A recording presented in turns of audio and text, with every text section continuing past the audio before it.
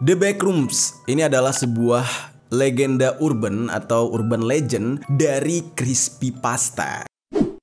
Yo geng, tekan tombol subscribe geng. Hey yo, what's good? Welcome back to Kamar Jerry.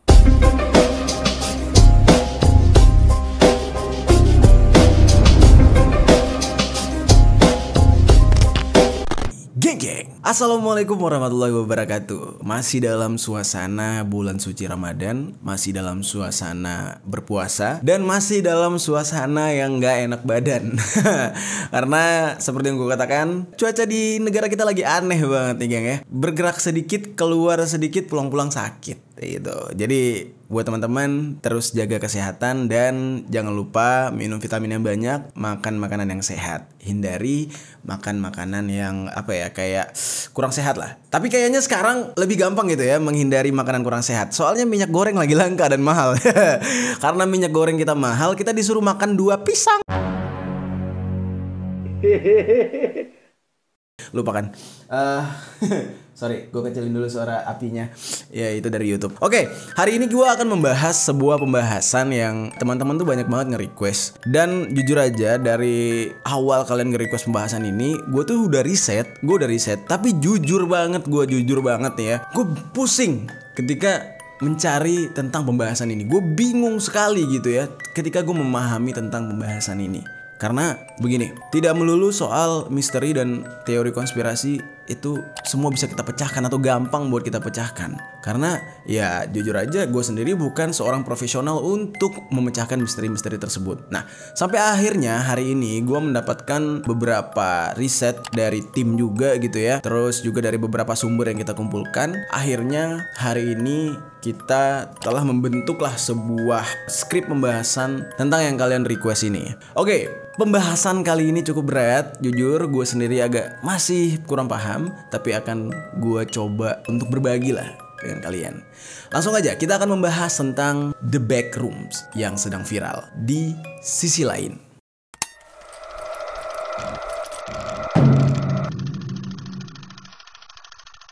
Di pertengahan bulan Februari kemarin sempat heboh gitu ya di Twitter itu tentang sebuah cuplikan yang mana ini menjadi sebuah perdebatan. Ada yang mengatakan kalau cuplikan ini sebuah film, ada juga yang mengatakan kalau cuplikan ini sebuah game. Yang mana ini yang jelas ini adalah sebuah cuplikan horor. Judulnya itu The Backrooms.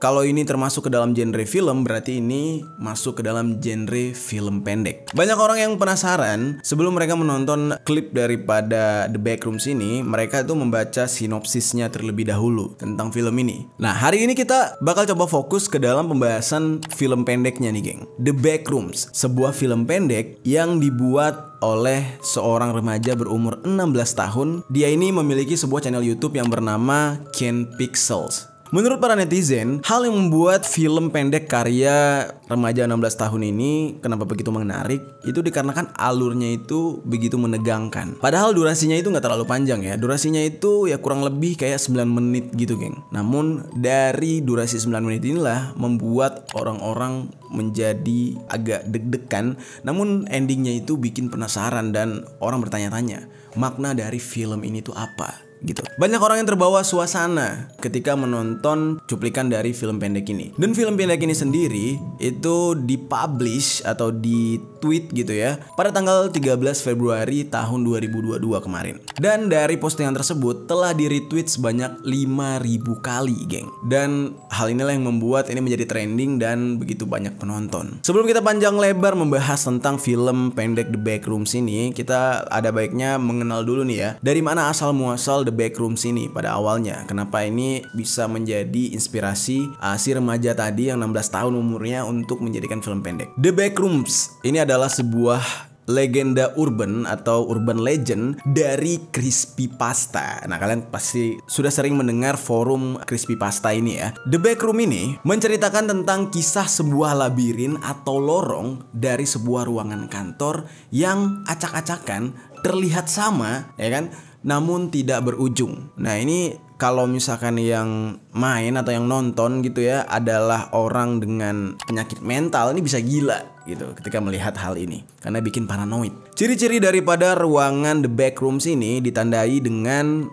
bau karpet basah, dinding yang berwarna kuning monokromatik gitu, terus ada corak-coraknya sedikit, dan juga lampu neon yang kedap-kedip serta berdengung. Kalian pernah dengar suara lampu ya? Suara lampu kalau misalkan suara listrik yang kedap-kedip gitu. Nah, jadi itu agak cukup mengganggu. Dan hal-hal tersebut biasanya akan digambarkan atau akan dibumbuhi sebagai pertanda sebuah ruangan atau sebuah hal yang menyeramkan. Nah, di internet dengan banyaknya orang-orang yang telah mengetahui apa itu The Backrooms, nah mereka itu berinisiatif untuk memperluas daripada konsep The Backrooms ini. Banyak orang yang telah membuat level-level daripada The Backrooms ini, geng. Jadi dikarenakan mungkin kalau dilihat gitu ya, The Backrooms ini lebih kepada teka-teki atau kepada games gitu. Jadi banyak orang yang membuat level-levelnya. Ini ada level 1, level 2, ini paling hard, ini paling easy gitu. Jadi The Backrooms ini menjadi sebuah perdebatan dan membuat banyak orang yang tiba-tiba menjadi seorang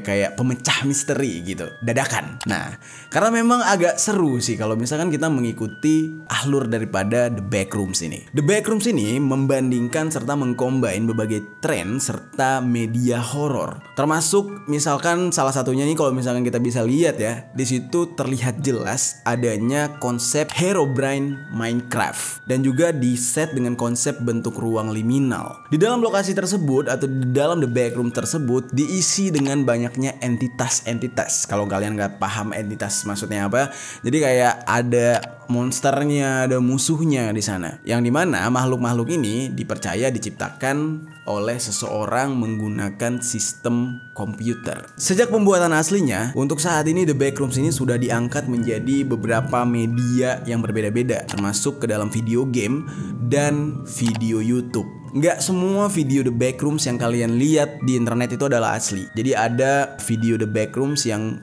direka ulang kembali gitu ya, yang dibuat lagi, yang alurnya itu agak sedikit dirombak atau dimodifikasi. The Backrooms ini pada awalnya itu jadi viral gara-gara postingan salah satu akun yang bernama 4chan pada tanggal 12 Mei tahun 2019. Dimana pada awalnya ada seorang pengguna Twitter anonim, dia meminta 4chan ini untuk memposting sebuah gambar ruangan yang dimana gambar ruangan tersebut terlihat kosong, dan sebenarnya kalau misalkan kita lihat selewatnya aja tuh biasa aja, geng. Jadi kita nggak akan merasa takut, nggak akan merasa ya gimana-gimana lah gitu.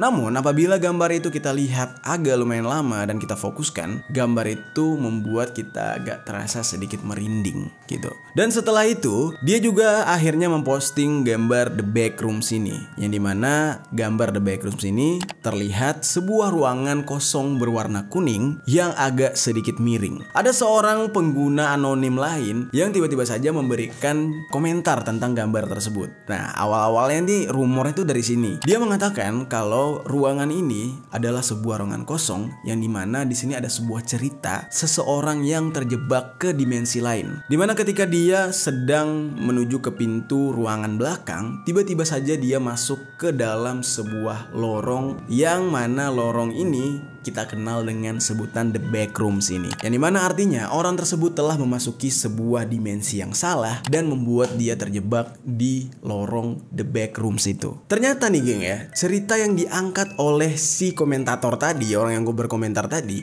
itu dia ambil bayangannya itu dari sebuah video game. Jadi nih orang sebenarnya sedang menceritakan tentang video game yang dia kaitkan dengan The Backrooms ini. Video game ini adalah video game Source Engine, dimana ketika seorang pemain melewati batas fisik yang seharusnya menghalangi jalan mereka. Jadi kayak kayak error gitu loh. Kan sering tuh biasanya kita main video game, contoh kayak main Free Fire gitu, tiba-tiba orangnya lagi sujud masuk ke dalam tanah. Nah, lebih kayak gitu pada awalnya. Dan orang tersebut bisa dikatakan pada awalnya hanya mengarang, yang dimana dia terinspirasi dari sebuah video game. Setelah postingan dari 4chan ini jadi heboh di dunia maya, akhirnya banyak tuh orang-orang yang mengarang cerita kita tentang berita-berita horor, cerita-cerita horor yang mereka kaitkan dengan postingan The Backrooms ini. Jadi pada awalnya intinya The Backrooms ini jadi heboh gara-gara postingan 4chan tersebut. Selain itu, ketika postingan dari 4chan ini menjadi heboh dengan cerita-cerita yang dibumbui oleh para netizen, akhirnya banyak memes-memes yang bertebaran,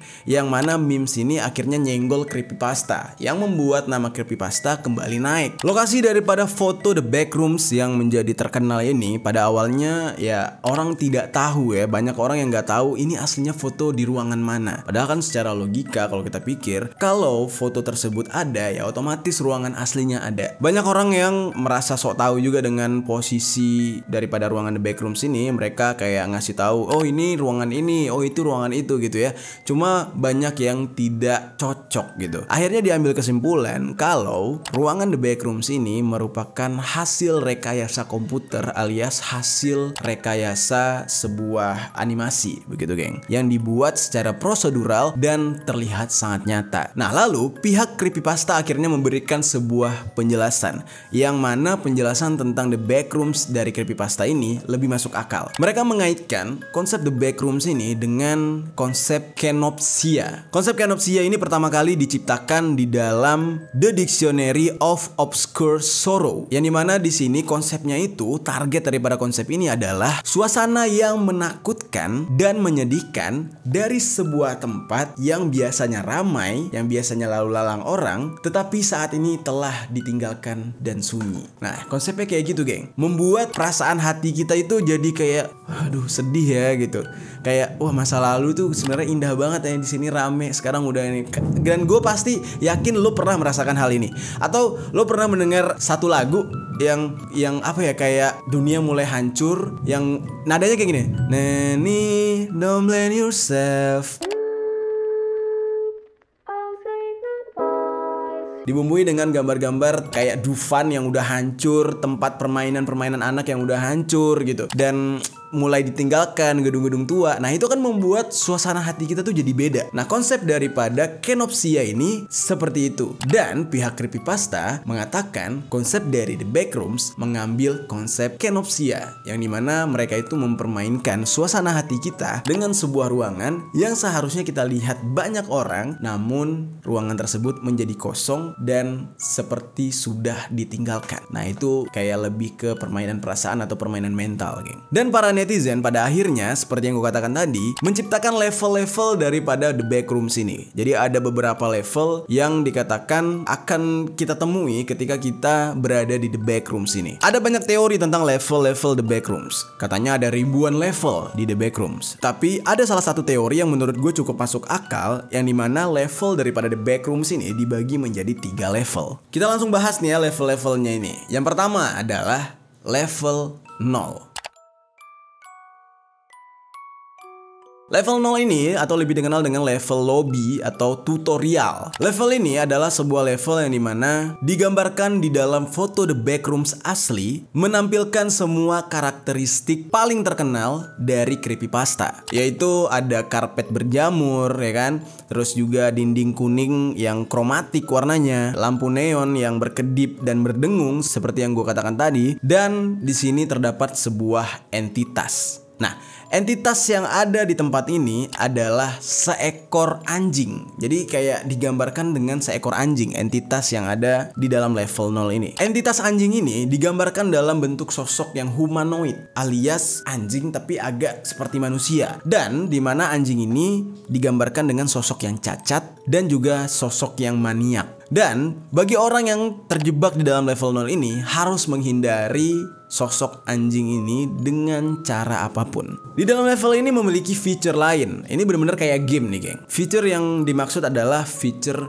no clip, dimana apabila orang yang terjebak di dalam ruangan ini akan dapat dikembalikan ke bumi atau ke dimensi yang pertama, atau dengan kata lain dipindahkan ke level awal lagi, namun harus menemui musuh baru lagi. Jadi ya ini benar-benar kayak game gitu, kurang lebih kayak gitulah ya. Itu dia tadi level 0. Ya semoga kalian paham lah ya. Jadi penggambarannya memang agak sedikit membingungkan, tapi penjelasannya ya kurang lebih kayak gitu. Ini benar-benar kayak dunia game. Oke, kita ke level 1 sekarang, yaitu zona habitable.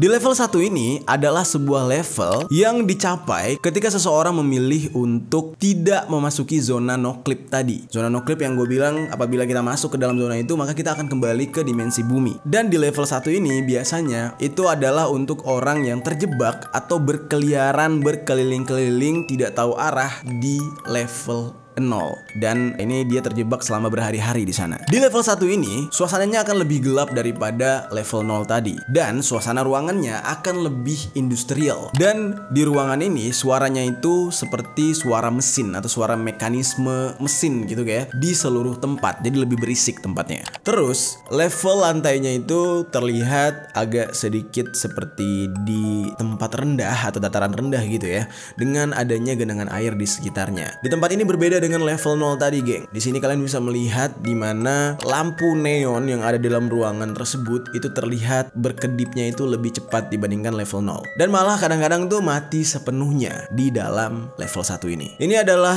momen di mana di saat makhluk-makhluk atau entitas-entitas itu mulai keluar dari persembunyiannya, dan bahkan kita bisa mendengar suara-suara jeritan yang terdengar dari lorong yang agak cukup jauh. Jadi dari jauh aja tuh udah terdengar suara entitas-entitas atau monster-monster yang ada di lorong level 1 ini. Level 0 udah, level 1 udah. Kita lanjut ke level 2, yaitu Pipe Dreams. Tingkat ketiga, tapi dalam levelnya adalah level kedua karena levelnya dimulai dari level 0 ya geng. Di Backrooms ini, menurut 3 teori yang udah gue pilih, di tingkat ketiga atau level kedua ini bisa dikatakan ini merupakan level dengan kondisi paling gelap, dan juga tata ruangnya itu atau kalian bisa lihat di dinding-dindingnya itu arsitekturnya lebih banyak seperti arsitektur industri. Di tingkat ini muncul sebagai sebuah lorong yang dimana kalian bisa lihat lorongnya cukup panjang, tidak ada akhirnya, dan di dinding-dindingnya itu dilapisi dengan pipa-pipa. Di level 2 ini seseorang akan mencapai di level ini apabila dia terjebak di level 1 dalam waktu yang cukup lama. Nah, kalau misalkan terjebak di level 0 dalam waktu cukup lama, dia akan naik ke level 1, yang artinya orang tersebut tidak menemukan zona no clip tadi, jadi dia akan terjebak di level 1. Nah, apabila orang ini tetap terjebak di level 1 dalam waktu yang cukup lama atau yang sangat lama, maka dia akan terjebak lebih jauh lagi, yaitu naik ke tingkat 3, yaitu level 2. Di level 2 ini suhunya jauh lebih tinggi dibandingkan level 1. Survivors atau orang yang terjebak di level ini mengatakan kalau satu-satunya cara untuk melepaskan diri atau melarikan diri dari level ini adalah cuma dengan satu hal, yaitu tetap tenang dan tidak panik.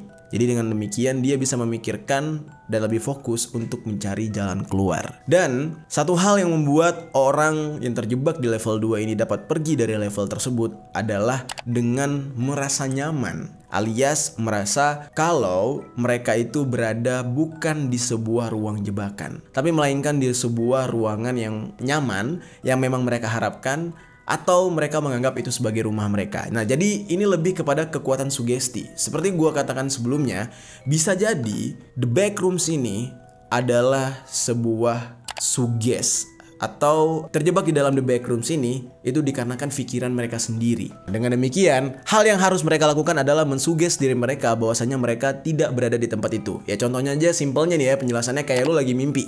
Lo lagi mimpi misalkan dikejar sama ular atau dikejar sama anjing lah gitu. Satu-satunya cara supaya lo terbebas dari hal tersebut adalah dengan sadar dan terbangun, dengan mensuges diri lo atau menampar diri lo sendiri gitu ya. Ini cuma mimpi, ini cuma mimpi. Nah, hal tersebutlah yang akan menyelamatkan lu dari mimpi buruk tersebut. Nah, hal seperti itulah yang harus dilakukan oleh survivor atau orang yang terjebak di dalam The Backrooms dan di level 2 ini. Sekarang gue akan jabarkan beberapa sosok yang akan dijumpai di dalam kasus The Backrooms ini. Apabila orang tersebut terjebak, maka dia akan menemukan atau bertemu dengan entitas-entitas atau monster-monster yang menyeramkan. Langsung aja yang pertama, The Dueler.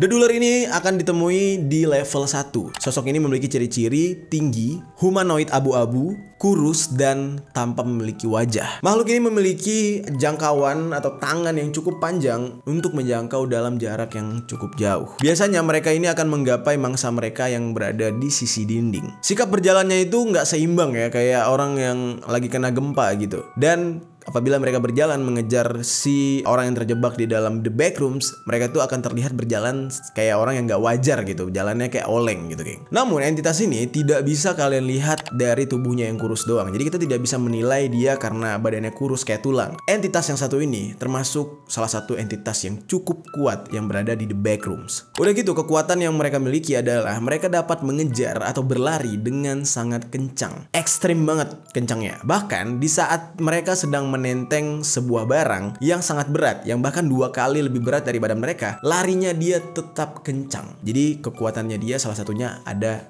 di kecepatan. Jika si orang yang terjebak atau survivor yang terjebak di dalam the backrooms bertemu dengan the Dueler, satu-satunya cara yang bisa dia lakukan adalah tetap tenang, jangan panik, jangan berlari, dan membuat dirinya itu terlihat lebih kuat dan lebih berani dibandingkan the Duelers. Jadi ini konsepnya tuh kayak menghadapi anjing liar, geng. Kalian pernah ya lihat orang-orang yang menghadapi anjing liar? Anjing liar apabila kita hadapi, kita jangan lari. Kalau kita lari maka dia akan kejar karena dia mengincar rasa takut kita dan dia menganggap kalau kita berlari berarti kita adalah mangsa yang empuk. Nah, tapi kalau kita lawan, kalau kita lebih berani daripada dia, hanya menggertak gitu ya, biasanya anjing liar ini akan lebih takut dan dia akan cabut. Nah, hal inilah yang terjadi kepada seorang survivor apabila menghadapi the Duelers dengan tenang dan menggertak atau melawan the Duelers tanpa harus membunuhnya. Karena kalau misalkan mencoba untuk membunuh the Duelers, udah pasti the Duelers ini akan melawan, yang otomatis ya si survivor ini akan kalah dengan entitas monster yang satu ini. Jadi dalam menghadapi the Duelers ini harus berani menggertak sampai the Duelers ini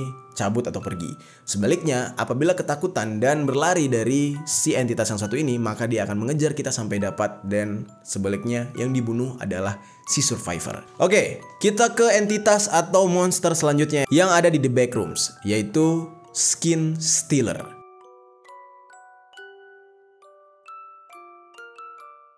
Oke, dari namanya aja udah ketebak ya, Skin Stealer, pencuri kulit. Skin Stealer ini adalah makhluk entitas ke-10 yang mana wujudnya itu adalah humanoid besar yang dapat memakai kulit sang korban sebagai bentuk kamuflase atau penyamarannya dia. Mereka ini adalah makhluk entitas yang memakan daging manusia di saat lapar. Dan di saat mereka tidak lapar atau tidak melakukan kegiatan apapun, mereka akan berkeliaran tanpa arah. Mereka memiliki cairan dalam tubuhnya atau dengan sebutan lain memiliki darah, yang dimana darahnya ini warnanya transparan. Dan mereka ini jago atau pintar meniru ucapan atau sikap manusia. Nah, entitas yang satu ini memang levelnya agak gila nih, geng. Biasanya entitas yang satu ini bisa ditemukan di level-level awal. Nah, seperti yang gue katakan tadi, sebenarnya level daripada the backrooms ini ada ribuan level, tapi yang masuk akal itu ada 3 level. Kemungkinan makhluk ini berada di level 0. Humanoid yang satu ini muncul dengan warna tubuh seperti warna kuning atau sawo matang atau kayak kuning langsat seperti kulit manusia, dan mereka memiliki mata putih yang cekung. Lalu bagian luar daging mereka menutupi sebuah benjolan, yang mana benjolan ini mirip seperti tentakel penghisap yang dimiliki oleh gurita. Benjolan ini biasanya akan menempel di kulit manusia yang robek dan akan menarik kulit manusia tersebut agar sobekannya tetap membentuk seperti kulit manusia. Jadi memang diciptakan sebagai senjata untuk merobek-robek atau melepaskan kulit manusia dari daging. Jadi agak serem ya entitas yang satu ini. Dan benjolan ini juga memompa yang namanya nutrisi serta darah ke dalam kulit yang menempel di tubuh si entitas atau di tubuh Skin Stealer ini. Yang mana fungsinya itu agar menghindari pembusukan dan tetap menghangatkan kulit yang menempel di dagingnya tersebut. Selain itu fungsinya, karena kulit manusia yang dia tempel di badan dia itu merupakan bagian lain dari tubuhnya dia, alias itu adalah bagian tubuh manusia lain gitu ya. Otomatis itu akan mengalami pembusukan dan luka serta infeksi. Nah, fungsi daripada benjolan tadi akan memompa nutrisi dan membuat luka tersebut menjadi sembuh. Jadi fungsinya itu nggak beda dengan tubuh manusia ya, agar menjaga kelembaban kulitnya dan menjaga kulitnya itu tetap hidup. Biasanya kulit manusia yang sudah menyatu dengan badan Skin Stealer ini, setelah 24 jam maka kulit tersebut akan beradaptasi dengan tubuh Skin Stealer sehingga akan menyatu layaknya kulit tersebut adalah milik dia seutuhnya. Dan nggak cuma itu, Skin Stealer ini juga dapat atau mempunyai kemampuan untuk berbicara dengan bahasa manusia. Namun sebenarnya dalam kondisi ketika mereka berbicara layaknya manusia, sebenarnya mereka tidak paham apa yang diucapkan oleh manusia. Makanya di dalam kejadian ini bukan terjadi sebuah komunikasi. Tapi misalkan nih, lo ketemu dengan skin stealer. Ketika lo ngomong misalkan dengan kata-kata kamu siapa? Nah, dia akan mengulang kata-kata itu, kamu siapa? Jadi lebih kayak burung beo. Dia hanya meniru dan mengulangi apa yang diucapkan oleh mangsanya. Jadi bukan komunikasi yang kayak kita ngobrol tanya jawab, enggak, dia nggak paham. Jadi skin stealer ini benar-benar bisa beradaptasi serta berkamuflase menjadi seolah-olah dia itu manusia yang besar. Nah, namun salah satu cara yang dapat membedakan skin stealer dengan manusia adalah yaitu dari darahnya. Darah skin stealer ini yang gue bilang tadi yaitu bening. Jadi kita bisa melihat ini adalah manusia normal atau ini adalah skin stealer karena darahnya berbeda dengan darah manusia. Dan pada dasarnya skin stealer ini adalah makhluk yang jinak dan tidak akan mengganggu. Tapi jangan sampai bertemu dengan skin stealer di saat dia lapar. Nah, disitulah dia akan menghantam apapun termasuk seorang survivor yang terjebak di dalam the backrooms. Hal ini terbukti dari bagaimana cara mereka yang bisa mengendalikan sebuah mesin atau sebuah alat yang sangat susah atau sangat sulit dimengerti, namun mereka bisa mengendalikan hal tersebut dalam waktu yang cukup singkat. Dan dalam kegiatan mereka menyerang atau mencari mangsa, mereka itu jarang sekali melakukan hal tersebut sendiri-sendiri. Biasanya mereka akan melakukan hal ini secara kroyok atau secara gerilya atau bergotong royong ketika menggapai mangsa mereka. Dan ketika mereka menunggu mangsa mereka akan memilih untuk bersembunyi di dalam bayang-bayang sampai si mangsa ini lewat. Dan ketika si mangsa sudah lewat, maka mereka akan menyanyikan sebuah lagu yang mirip seperti lagu anak kecil, yang dimana lagu ini mengandung unsur kekuatan supranatural. Dan setelah itu mereka langsung mengejar sang mangsa. Partigors ini nggak ada ampunnya. Mereka tuh mampu mengejar si mangsanya dengan kecepatan yang cukup ekstrim atau dengan kecepatan tinggi. Dan mereka bisa berada di dekat si mangsa dalam waktu yang sangat singkat. Namun, walaupun mereka demikian, mereka tuh memiliki keterbatasan, yaitu mereka hanya bisa fokus dan mengejar atau kekuatan mereka itu terbatas hanya selama 30 detik.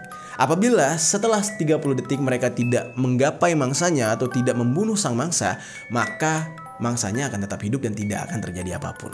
Dan waktu berburu mereka pun berakhir. Nah, jadi itu dia tadi geng penjelasan tentang The Backroom serta dengan entitas-entitas atau monster-monster yang ada di dalamnya. Jujur aja sampai detik ini gue tuh masih bingung tentang tujuan The Backrooms ini. Ya mungkin penjelasan gue ini agak kurang lengkap dan kalian mungkin ada yang lebih paham dengan The Backrooms ini. Kalian bisa berbagi informasinya di kolom komentar. Atau justru mungkin ada hal yang belum sempat gue bahas atau tidak lengkap di penjelasan The Backrooms ini. Kalian bisa request di kolom komentar juga kira-kira apa yang harus gue bahas selanjutnya tentang The Backrooms ini agar kita semua lebih jelas dan lebih paham tentang apa sebenarnya The Backrooms. Apakah ini bener film pendek atau justru ini adalah sebuah game atau justru ini adalah sebuah kisah nyata? Coba tinggalkan komentar di bawah.